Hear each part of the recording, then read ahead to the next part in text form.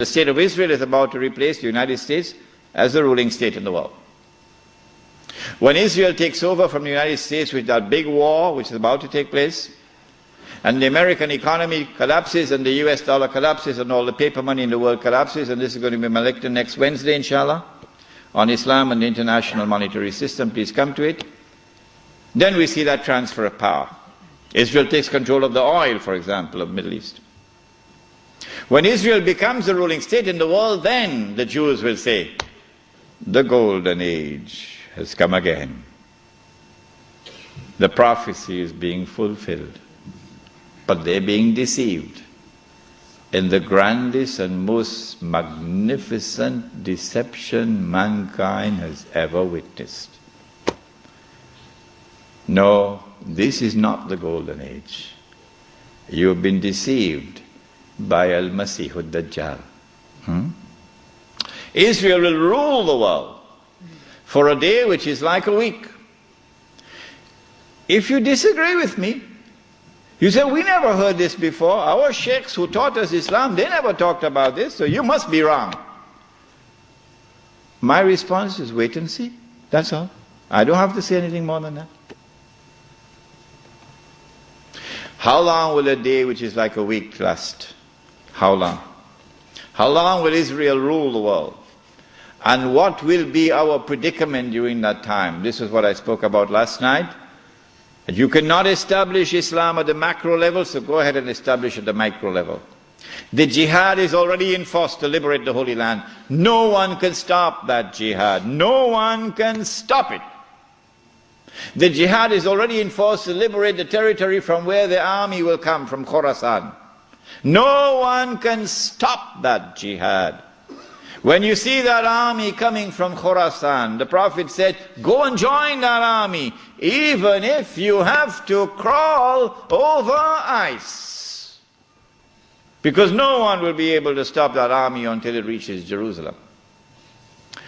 When a day which is like a week has come to an end, and we will know that because the water in the Sea of Galilee would have dried up. That is the time when these events are now going to take place. The advent of Imam al-Mahdi, Dajjal appearing in a day which is like our day, so we'll see him as a Jew, etc., and the Son of Mary coming down. There are some of you who have become a bit uncomfortable with my statement that I said it would be perhaps within the next 50 years. And I went on to say, I can be wrong. If this statement is uncomfortable to you, I can make another statement which means exactly the same thing. Exactly the same thing. I can say that I expect the Sea of Galilee to dry up in about 50 years. I hope you'd have no objections to that. But it's the same thing. Because it is when the water in the Sea of Galilee dries up that the Son of Mary will come back down. Go and read your Sahih Muslim. It is at that time, and go and notice the water level in the Sea of Galilee now. It is lower than it has ever been before in history, and Lebanon is about to take water out of the river. What's the name of the river? Litany? Whatever is the name of the river. Lebanon is about to take water out of that river, and Israel is saying, if you do that, we're going to wage war against you. Why? Because that water runs into the Sea of Galilee. Yes. And so the hadith of the Prophet Muhammad ﷺ is now moving to center stage. If I say 50 years, and if I say I can be wrong, at least I'm giving you a wake-up call. A wake-up call that you're living in the age of the countdown. So don't be fighting each other over chicken feed. That's what you're doing. In South Africa in particular, the ulama fighting with each other. Sectarian conflicts over chicken feed. While this hugely important subject is so far away from them, It is unbelievable. When the water in the Sea of Galilee is drying up, and the state of Israel has ruled the world for a day which is like a week, then in Sahih Muslim we are told, a Muslim ruler will die and there will be disagreement concerning succession. And then a man is going to come out of Mecca. His name will be my name and his father's name will be my father's name, said the Prophet ﷺ. He'll have a broad forehead and a large nose. And he'll be known as Al-Mahdi. And he'd hurry from Medina to Mecca. As he approaches Mecca, people are going to come out to him, so this has to be a well-known person. Not some obscure non-entity, a well-known person. When the people of Mecca come out to him, they'll force him to accept the bay'ah, the oath of allegiance which legitimizes the leadership of the Amir al-Mu'mineen, bay'ah. He will accept the bay'ah at the Kaaba and then proclaim himself to be Al-Mahdi. It is only then that you would know that Al-Mahdi is here. So stop asking these foolish questions. Is he born already?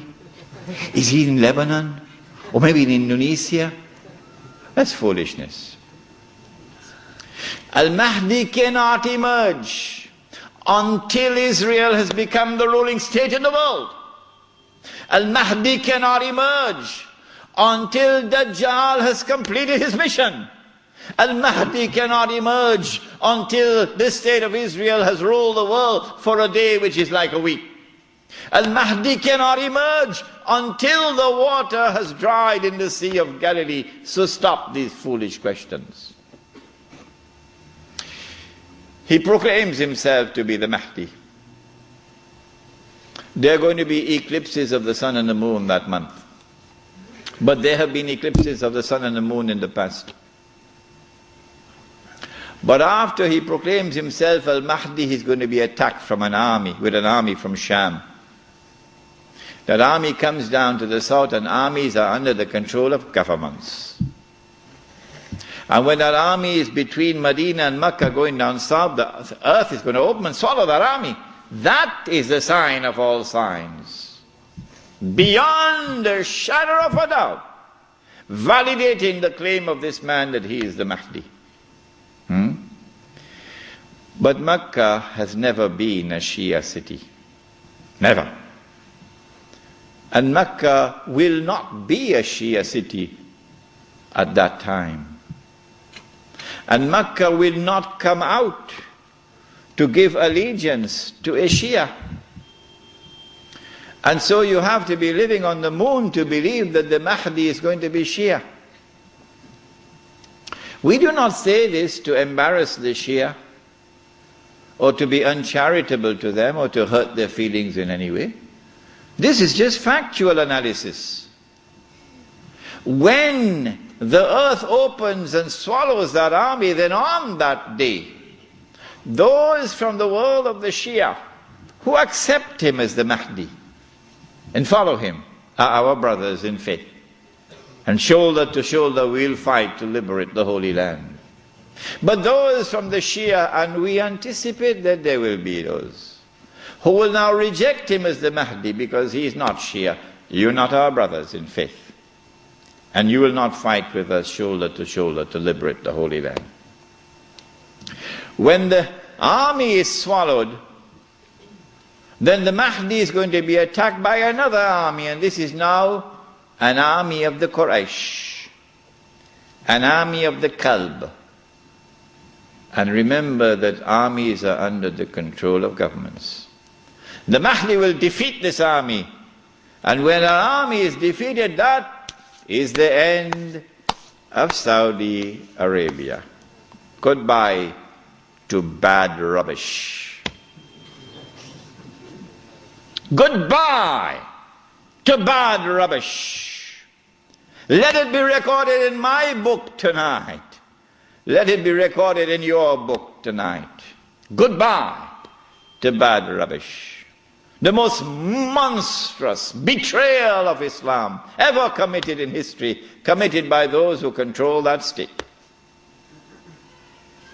Now Darul Islam is restored. Yeah, this is Islam, not that. And let it be clear that there are so many Salafi Muslims in Saudi Arabia, in prison, because they too are struggling for the same thing that I am struggling, to liberate that land. Let it be clear that there's a man like Sheikh Safar al-Hawali, who is at the forefront, intellectually, spiritually, and theoretically, at the forefront. I benefited from his thought. And so, do not remain with this sectarian conflict and describe that masjid, Salafi masjid, this one Sunni masjid, this one Indonesian masjid, that one Malay masjid. I thought the masjid was the house of Allah. Has it changed?